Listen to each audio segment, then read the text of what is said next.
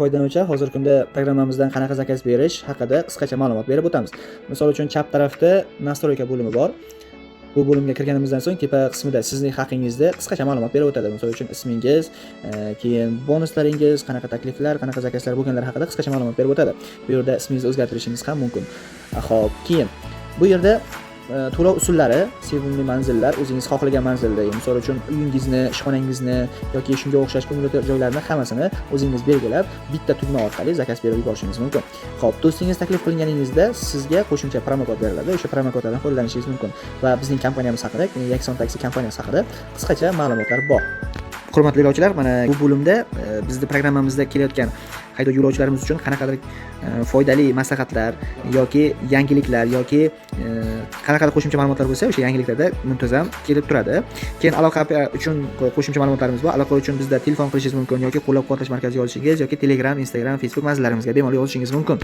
Xo'p, keyingi bo'limimiz sozlamalar bo'limi. Sozlamalar bo'limi bu o'zingiz uchun muhim ahamiyatga ega. Misol uchun bizning programmamiz O'zbekistonning har bir tumanida, viloyatida, viloyatlar aro ishlagani uchun bizda shaharni o'zingiz xohlaganiga qo'yishingiz mumkin. Misol uchun Toshkent shahriga, hozir Toshkent shahrida, keyinchalik xohlagan boshqa shaharlarga ham bemalol qo'yishingiz mumkin.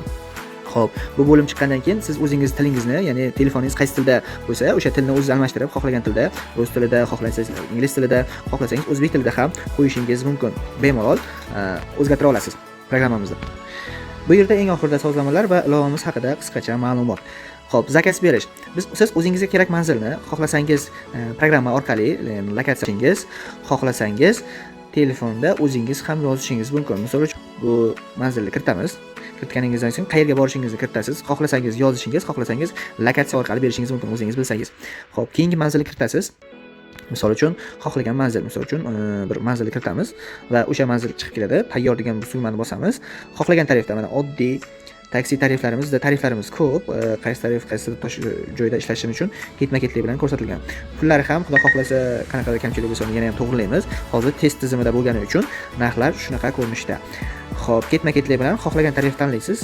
Tanlaganingizdan so'ng o'sha tarifda bizda shunaqa qulaylik borki, auksion zakaz, ya'ni siz zakazni yo'lovchi bilan, haydovchi bilan kelishishingiz, pul narxini kelishishingiz mumkin.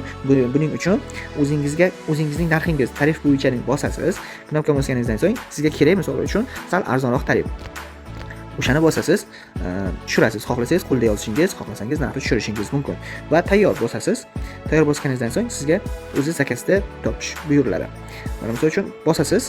Bu sizga qanaqadir yana nimadir kerak bo'lsa, misol uchun boshqa taksi kimgadir chaqirayotgan bo'lsangiz yoki sizga kerakli etingiz yoki mushingiz, qanaqadir qo'shimcha narsangiz bo'lsa, uni ham obязательно kiritib ketishingiz kerak, chunki haydovchilarimiz bu narsani yoki qabul qila oladi yoki qabul qila olmaydi. O'sha sababdan siz bu yerga kiritib ketishingiz kerak bo'ladi. Keyin sizda pul berayotgan narsangiz yo naqd pulda yoki keyinchalik, ya'ni birdan soatlardan keyin yoki ertaga zakaz berishingiz ham mumkin shu orqali bemalol.